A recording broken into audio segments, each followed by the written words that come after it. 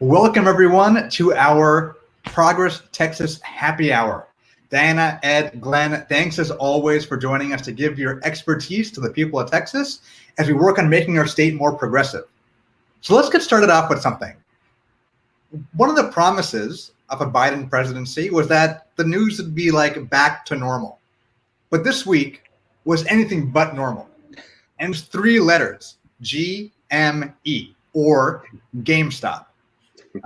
We won't dive into exactly what happened, but what you need to know is that the markets went insane over the past couple of weeks, with GameStop's stock almost going up, hundreds of percent.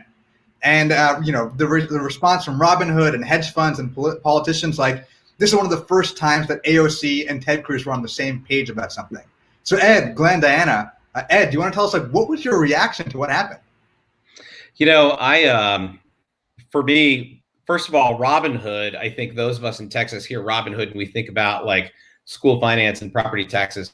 Robinhood is actually a trading platform that people can use. And when I saw that all of these users from Reddit were coming to the defense of GameStop by buying GameStop stock to stop the hedge fund managers from trying to basically run it out of business and make a profit, I thought it was cool, right? Like, to me, this was the Occupy Wall Street movement at another level. Instead of protesting on the streets, they're actually protesting in the market. Yeah. It was cool to see. I'm really curious to see how it plays out over time. But it was, that was something else. And I'll tell you what else I'm looking forward to. I know that Alexandria Ocasio-Cortez has already talked about bringing some of the banking community in front of Congress and grilling them about this. That's going to be something else to see as well. 100%. There's kind of like a near future science fiction hit to this for me. It's like, and you got to wonder what is the virtual world pushback going to be on the young people that drove the stock up for GameStop. It's going to be interesting to watch. And one thing about the congressional hearings that is serious are those traders that call off trading in the stock, and how and when did they do that, and what impact did they have on the market? Yeah, Diana, what about you? Yeah, I honestly I'm a novice when it comes to trading and investing. I had only started to look into it and had heard about Robinhood. But now with everything that's gone down, I think I'm going to possibly look elsewhere when it comes to trading. But, like Ed, you mentioned with AOC, I tuned in last night to her Twitch live where she was trying to explain it, what went down. And it still seems super complicated, but it seems really interesting, especially in a time where, it's really dangerous to do some sort of in-person protest. It's been amazing to see a lot of especially young folks find ways to get creative and still protest virtually and, cause this movement. And I'm excited to see it growing and getting even more creative, and really disappointed in the way that it looks like the market has been moved in a way where people can't invest in GameStop anymore, at least through Robinhood. And I really hope that those politicians up there, maybe they have a lot of stocks on their own, but hopefully they look into it as well. And something else also to keep in mind is that GameStop is a Texas-based company. They're based up in Grapevine. Mm-hmm. So this has an immediate impact on our economy, on the people that live here in our state. So, I think that's something that I think that was missed in the larger story, but very relevant to us here. 100%. I'm just very curious to see how the Biden administration and the new Congress takes this up, because I think this is a great opportunity to show, are you on the side of working people, or are you on the side of market makers and hedge funds who got away with things in the past in 2008, and will they get away with it again? Because what they did is they stopped trading on GameStop, and that really harmed retail investors who were doing something that I thought was just super cool. One of my favorite tweets about this whole GameStop thing says, "I know this GameStop stuff is funny, but you have to remember this is hurting real people who own multiple boats." I know. What would I do without all my boats? I don't know. I'm going to say every ocean.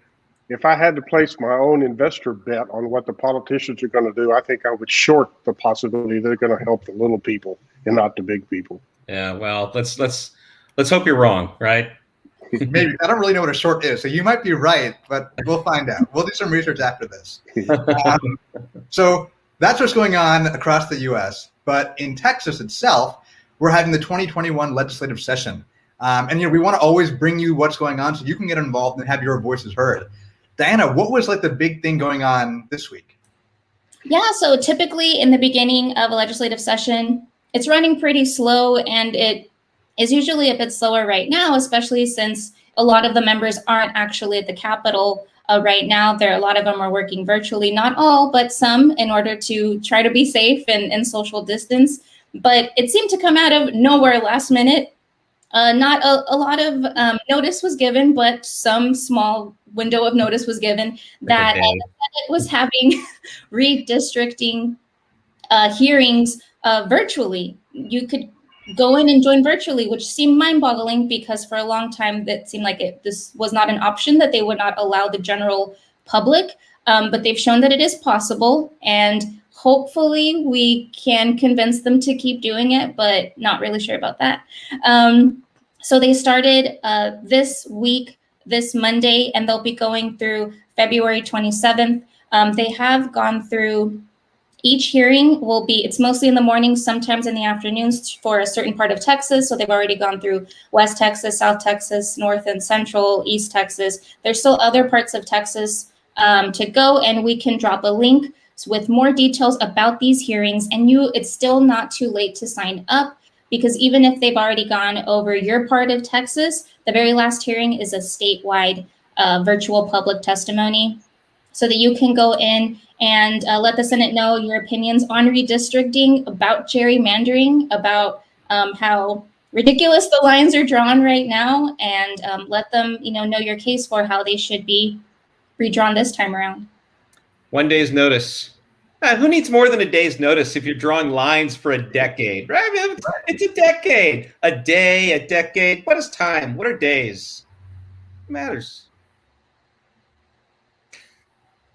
Anyway, I signed up to do the redistricting testifying for Austin. And as Diana said, in the comments on Facebook, YouTube, and Twitter, I dropped that link there. So if you are interested in testifying, you can just click on that link.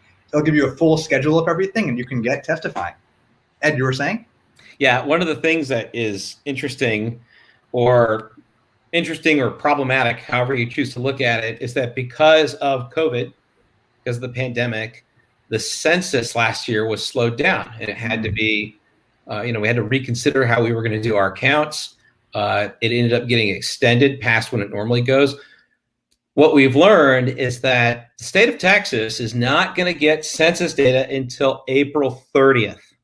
The legislative session ends at the end of May. That is not enough time to be able to draw maps based on that. So the data arrives in the state April 30th. Demographic data will be sussed out after July. We can't really start debating what the actual proposed lines will look like until after July. Glenn, you've seen this played out before. And I remember the mess that we went through in 2010, 2011. It didn't really even end until 2016 with all the maps fights. Have you ever seen anything run this late? Well, there's, the notorious Tom DeLay-driven mid-decade redistricting in 2004 and 2005, and the same thing happened. There weren't new lines till later in that decade in a process that began in 2000 and 2001. So it has run late, and it's going to run late again. Interesting note about the effect on the legislature. Remember, this is what redistricting is. This is the game in which lawmakers choose their voters instead of voters choosing their lawmakers. And it's an internal skirmish among lawmakers of both parties to decide who gets the safe districts, who gets a borderline district, who's going to have a tough primary, who won't have a tough primary. And in a regular session, when you're doing redistricting, it influences the outcome on many other issues, because members will be horse trading, giving a guy a vote, a powerful member a vote on one issue, so he'll get that member's support on the district he wants drawn or she wants drawn. Yeah. That won't happen this regular session because it is by calendar going to all take place after the regular session, sometime later, maybe much later in the year. But isn't it like, yeah, it'll happen later in the year, but these special sessions always have like other issues that come up, right? Like I remember the 2011 or 2013 special session on redistricting, it was the 2013 one, ended up basically being a special session on abortion rights. Couldn't we see something like that similar happen again? I mean, once a special session is set, don't the floodgates open? Can't the governor add whatever he wants to the agenda? Yes, he can, and he probably will on anything he wanted that didn't pass in a regular session. He might or might not, depending on what he believes is politically advisable. Don't forget, he will himself be going into an election year, assuming he's going to run. Yeah. And so that will weigh heavily on his decisions about what to put on the agenda. Yeah. Yeah, I mean, I really hope that doesn't happen, especially in dealing with abortion. But there is some good news in relation to abortion in Texas. A lot of our partners, Lilith Fund, TEA Fund, and La Frontera Fund have launched Rosie's Law campaign.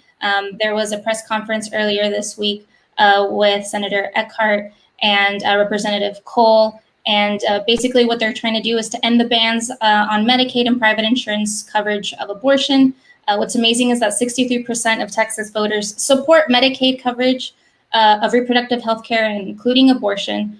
So it's time to end the bans, and hopefully this is something that we can have to look forward to. I know a lot of times we're out there playing the defense, but this is something where we're all united and ready to fight to get these rights back. So I'm definitely going to be on the lookout for that, and we'll give you guys more information as the session rolls out. And just to underscore, this is why it's so important to vote for progressives into office. Because when progressives are in office, we get to play offense on our values, like expanding abortion access.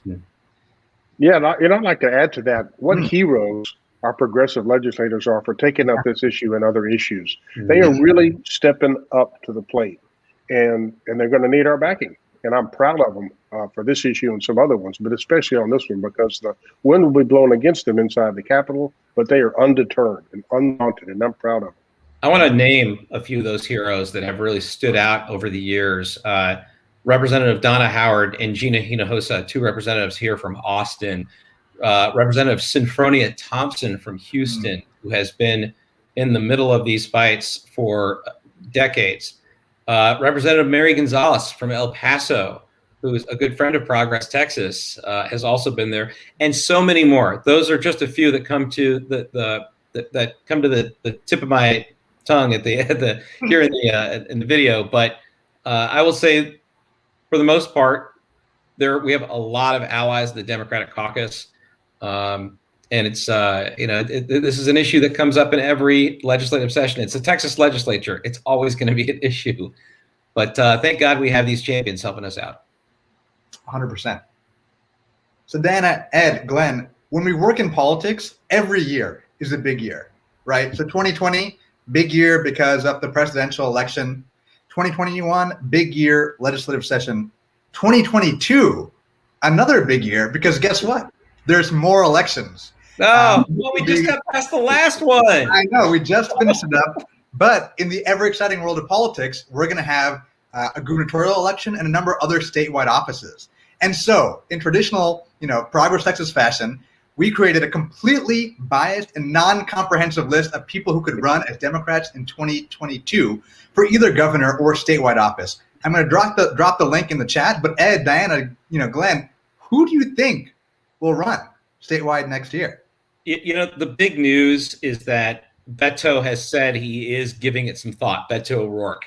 And obviously, Beto O'Rourke, somebody who came on big on the scene in 2018. He'd been a congressman since 2012. 2018, not only did he come on the scene very big and large, but his fundraising was also big and large. And that's one of the things that makes him really competitive. Look, in addition to that, he's a very dynamic candidate. But there, of course, are the Castro brothers, who, whenever you're talking about statewide races in Texas, you have to talk about the Castro brothers. Now, Julian has said this morning that he does not intend to run next year. We'll see how that actually plays out. And, Joaquin Castro, who's in Congress, may also decide whether or not he wants to run next year. So those are just some of the initial names that come to mind. But remember, governor is the big race next year, and there is no Senate race in Texas in 2022, but there are a number of other statewide races. And in that race, you could be looking at a host of other people, too many to name right here, but I've put them all on a list at the bottom of the article that came out in Best of the Week today. It's also on our webpage right now. It's called, what's the article called? Beto or Castro? Yeah. Go ahead. Beto or Castro, our way too early list of 2022 candidates. It's in the chat, and I apologize if I said Beto wrong. I'm not sure exactly how to. Is it Beto or Beto? Beto. Beto. Bet on Beto. Bet on Beto. Mm-hmm. Are there any people that stand out to you as like big front runners or very early front runners? Glenn, you were saying? I think Beto's got to be considered a front runner because of his popularity over the last 2 cycles. And so if he runs, I mean, he may scare off some others. I'm just going to toss another name out there because I've heard a lot of chatter about it out in Dallas. Is the county judge, Clay Jenkins.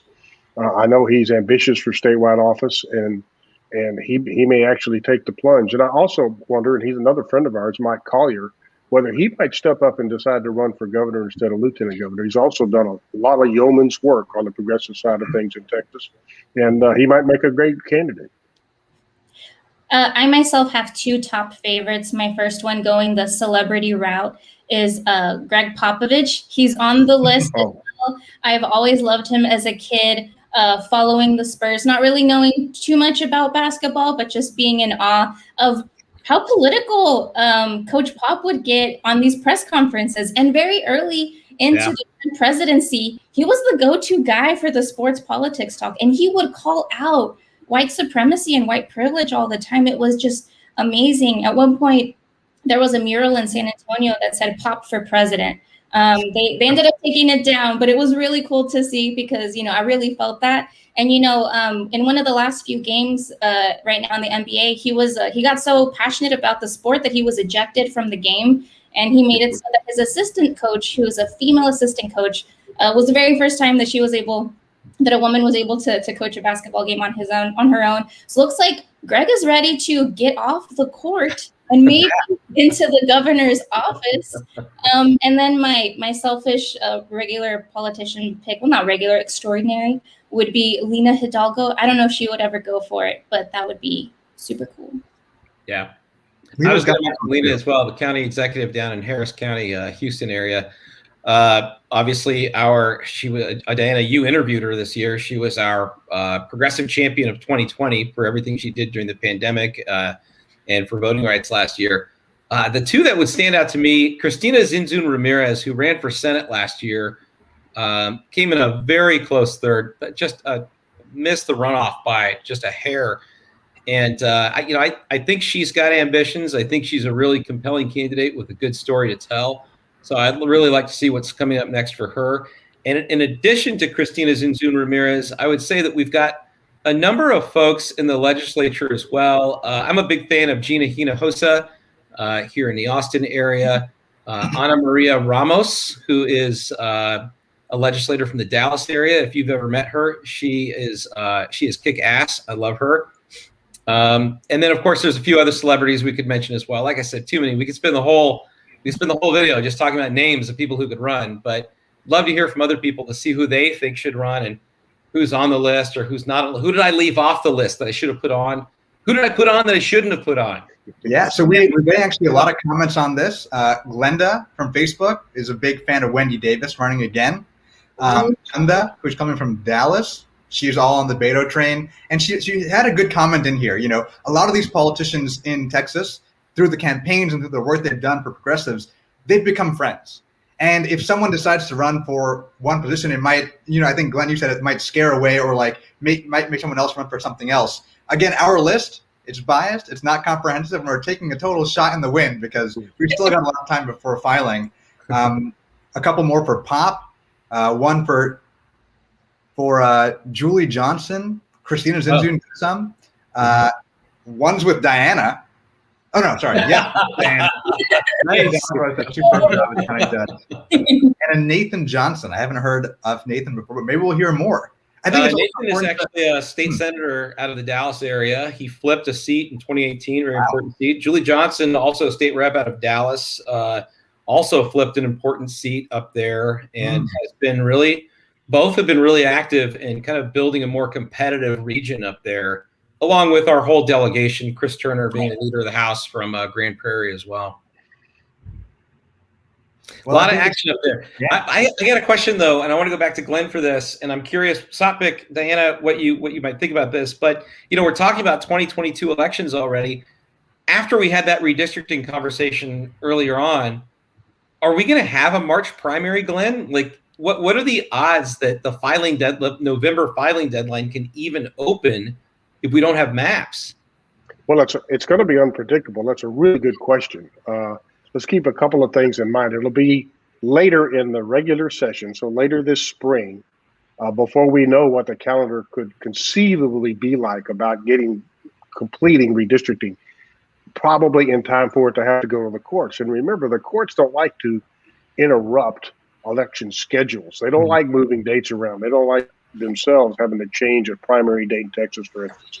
So it's sort of like, it could turn out just to be a terrible mess, because it happened so late, but nobody could really then come together and change the primary date. Maybe the legislature would do it in the same regular session that they pass redistricting. Maybe they fail and the courts have to do it.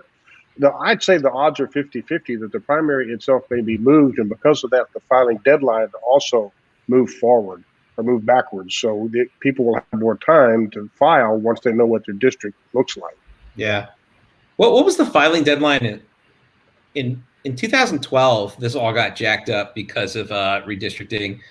I think the filing deadline was like in February, and the primary was like May. Didn't we have school board elections on Saturday, and then like a primary in like a week later or something crazy like that? Well, it's always crazy, so it's hard for me to discern one crazy from another crazy. But I think you're right. Yeah. I just remember this past year, I think I voted 4 times, all legally, of course, for elections. And so I just hope it doesn't get messed up too far and that people still turn out to vote. And just for letting our viewers know, if anything moves, we will be right there with you, letting you know what these dates are, and informing you on if there are any changes.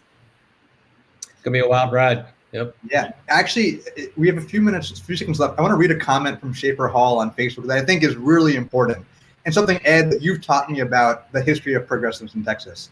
So Schaefer says, just hearing y'all say the word progressive out loud gives me a little hope. There's a lot of us across the state. We have to remember that. Our tribe is growing, and we can we can get the people in office that we need there to make progressive change. Ed, Glenn, Anna, you've worked on this for so long. Mm-hmm. Good. Yeah, you know what? I'll say something about that. This is why, just another reason why it's important for everybody to be active and engaged at the local level. In many parts, in some smaller towns, mid-sized towns, rural areas, a progressive person doesn't know she has a whole lot of progressive allies around her because they're so dispersed, it seems. So you got to stand up, use yard signs, go to meetings, go to Democratic meetings, be seen, be heard, so people know they have allies, and it'll drive everyone's morale up. Yeah, as a political operative, to give any space to yard signs, it's very difficult for me to do that. Any operative watching this will feel me on that one. But the truth is like when we go around the state, when we talk to people, they always say, I didn't know there were other people like me. I didn't know there were other progressives here. And that's happening less so now than it did in, like, say, 2017 and 2018. I think 2018 was kind of the big awakening where a lot of this movement happened. And I know that the turnout in 2020, in the year 2020, the results they weren't what we thought they would be or what we wanted them to be. But it's important to remember that we didn't lose ground in 2020. We held all of those gains, all of those congressional seats, all those state rep seats, the state Senate seats. We held them all. In fact, we picked up a state Senate seat. And that's because the progressive voting bloc is still here and still showing up. And our statewide margin in 2020 was 5.8 points. That's down from 9 points in the previous presidential election, down from 12 in the presidential election before that. So trend's heading in the right direction, and it's important that people keep showing up, whatever that showing up means. I know it's hard to show up in places during like the pandemic, but like show up on your Facebook page, on your Twitter page, on your text messages to your friends and family, and then the things that you share with them via email. And expressing those values helps spur a conversation that people engage in. And, hopefully it shows that this is, I wouldn't say a divided state. I don't like to use that term. I think it is a state that has diversity of political opinion. And it's important that we acknowledge that diversity. This is not a one-sided state. Yeah, and like Ed, you said, there are different ways we can show up. It looks like GameStop has showed us we can show up on the stock market as well as another a form of protest and uniting. But yeah, I loved what Schaefer said about being able to say progressive out loud. And I know we're all so excited and happy that we finally have a new president in office, but it's so important to keep the progressive isn't just a label as a noun, it's a verb. You have to keep acting on that progressive passion that you have. I think that's wonderful. Ed, Glendana, any last words before we sign off for the week? Yeah, we said it all. And did anyone ever get Tom Hanks a coat? No, he's still cold. He's still in DC. And I'm glad I'm in Texas where it's so nice and warm. Yeah. All right.